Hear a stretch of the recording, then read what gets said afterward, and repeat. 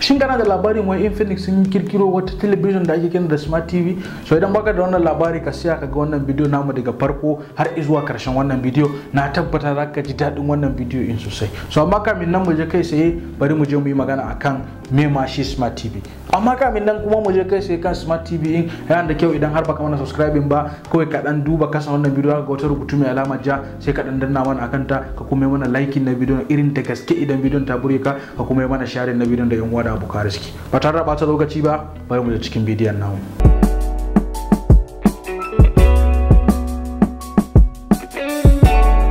Okay, Smart TV, idan kai magana Smart TV ana nufin wata TV ne da take da intelligence. Idan ka ce intelligence shine TV da take da wayansu feature na zamani, misali irin Wi-Fi, misali irin Bluetooth, TV da zaka iya control nashi da wayanka ko kuma mouse ko wani abu makamancin haka. Ita TV ba ta kai masin da za a kira ta computer ba, shi yasa aka ce mata Smart TV. Misali zaka iya sa mata alarm, zaka iya masu wayansu abubuwa da yawa. Kamfanoni da yawa irin su LG, kamfanin Samsung, Apple ma kansu suna da TV da suke kiran shi da Apple TV, kuma shi ma kanshi wancan TV in Smart TV ne. Kamfanoni da yawa suna da irin abubuwa da ake kira Smart TV in daga kamfanin LG, kamfanin Samsung, kamfanin waya, har kamfanonin wayoyi sun shiga cikin yin Smart TV. Don idan ka duba yin Smart TV in yana da wata ilimi da yawancin kamfanonin wayoyi suke da shi. Misali idan ka dubi wayar ka wata ilimi ne da aboye wanda idan har a ce kawai kamfanin da suke yin TV kawai ba su shiga harkan waya ba, zai iya ba su wahala wanda sai sun nemo resources da ma ba su da shi. So amma idan har kamfanin da suke yin waya ne, abubuwa kaɗan za ta kara akai. So wayannan TV yawancin Smart TV in akwai na Android,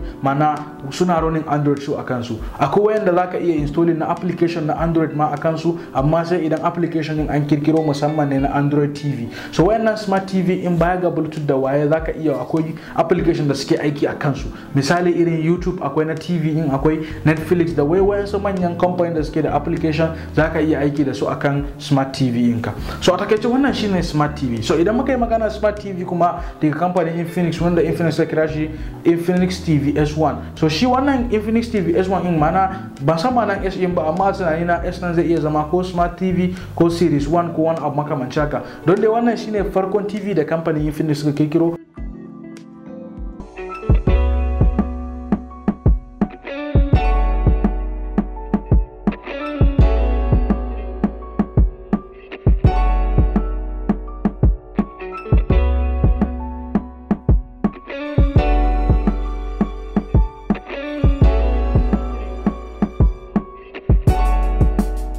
So wannan shine television da ka kalla. Akwai features da yawa a jikin wayannan television din, wanda shine ya mai da wannan television din za a iya kiransa Smart TV. Kamar yadda na faɗa baya, Smart TV yawancin TV ne da suke running Android ko kuma watakila idan na kamfanin Apple ne suna running wayansu abubuwa na Apple da sauransu. So wayannan abubuwan dole akwai wayansu abubuwa idan aka hada shi zai samar da TV ya dawo Smart TV. Daga ciki akwai wayannan ababai da wannan television din yake da su na ban mamaki, wanda ya sa wannan television din za a kira shi Smart TV.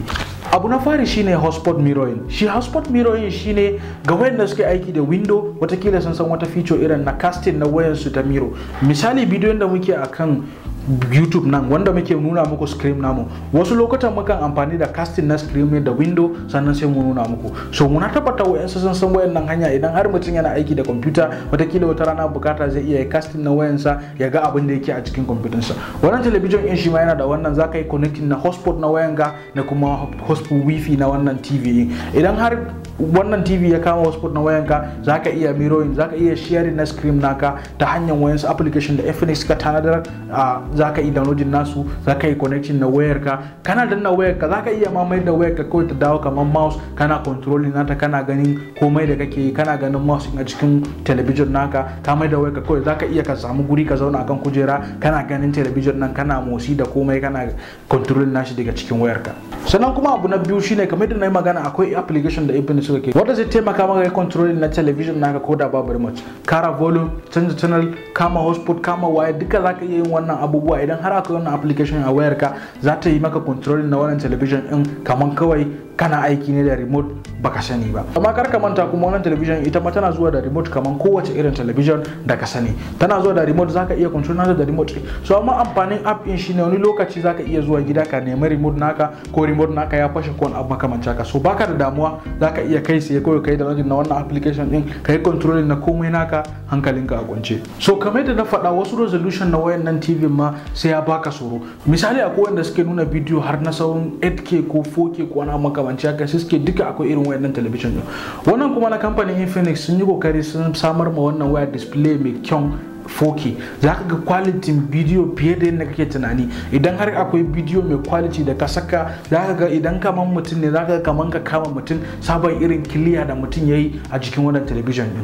Idan ka duba jikin wannan television in zaka samu jikin bai da girma, bai da kiba, bai da kuma irin bezels, mana irin gefe-gefen ga samu akwai roba nan baki da ya rike screen din ko abu makamancin haka. Sun yi kokari, iya matukar kokari, sun mai da wannan TV in kamar da yanda suka faɗa smart television in. Sun yi kokari TV ta dawo siririya, karama, ba ta da girma sosai. Wannan TV in idan aka saye ta za ta yi maka kyau sosai, za ka ji daɗin aiki da ita. Sannan speakun wayannan television in kamar yadda kamfani suka rubuta a website nasu, kun masu matukar kyau ne, a faɗin su full range speakers ne. Zaka ji murya kaman ka kira mutum, kaman irin mutum ne ke magana a kusa da kai. Zaka ji muryar da kyan shi da quality shi, zaka ji murya akan wannan television ne. Technology smart television shine zai baka dama kai kokari kai configuring na wayarka da kuma duk wani technology, duk wata abu da yake kusa da kai. Shine ma'anar asalin yin smart home, smart television, smart car da sauransu. So wannan in shi ma yana baka dama kai controlling na wayarka da abinda su kira air remote. Ko da baka kusa da television in zaka iya yi masa wayansu abubuwan da za ta dauka ko da baka kusa da shi daga cikin application. So duka wannan television in suna da wayannan hanyoyi, so yana da matukar kyau television nan sosai, zaka yi aiki da su. Abu na karshe kuma kai na faɗa, kaman kowace television yana zuwa da remote shi ma cikin kwalin shi. Ko da babu wayar ka kusa, idan remote din yana kusa zaka yi aiki da shi. Kuma ko da babu remote din kusa, idan wayar ka tana kusa zaka yi aiki da shi. Ina fata kun ji daɗin wannan video. Sannan kuma abu na karshe da muka manta shine ina ga maganan kuɗin television. Ina tabbata kowa yana so ya ji nawa ne wannan television in zan saya. So wannan television din a yanzu haka kamfani ba su sa mata kuɗi ba, mana ba a fara sayar da ita ba tukunna. So amma sun ba mu wayansu daga cikin irin wayanda suke bidiyo a YouTube, irin manyan masu yin bidiyo a YouTube, an babba su television in su gwada, sannan kuma su fara yin bidiyo akai. Amma su ma ba su ma yi bidiyon ba, so amma nan ba da daimawa za ku ga bidiyo akan wannan television in. Sannan kuma television idan duk lokacin da ya shigo kasuwa aka fara sayarwa, insha Allah dan sake gaya muku, ko kuma a kasa wannan bidiyo in duk lokacin da ka sake shiga za ka samu, ko kuma mu muku bidiyo musamman akai, ko mu muku posting akan timeline namu na post gurin ta posting a cikin YouTube.